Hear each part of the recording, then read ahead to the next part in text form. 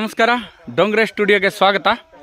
ನೋಡಿ, ನಾವಿವತ್ತು ಸೊರಬ ತಾಲೂಕಲ್ಲಿ ಶಿಗ್ಗಾ ಗ್ರಾಮದಲ್ಲಿರುವಂಥ ಒಂದು ಹಳ್ಳಿಯ ತೋಟಕ್ಕೆ ಬಂದಿದ್ದೀವಿ.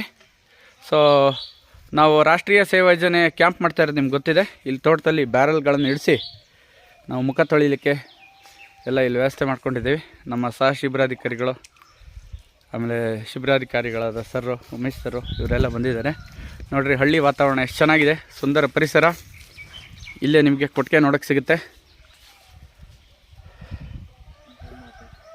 ಗೋಮಾತೆ, ಅಡಿಕೆ ತೋಟ, ಆ ಕಡೆ ಮೆಕ್ಕೆಜೋಳ, ಎಂಥ ಸುಂದರವಾದ ಪರಿಸರ.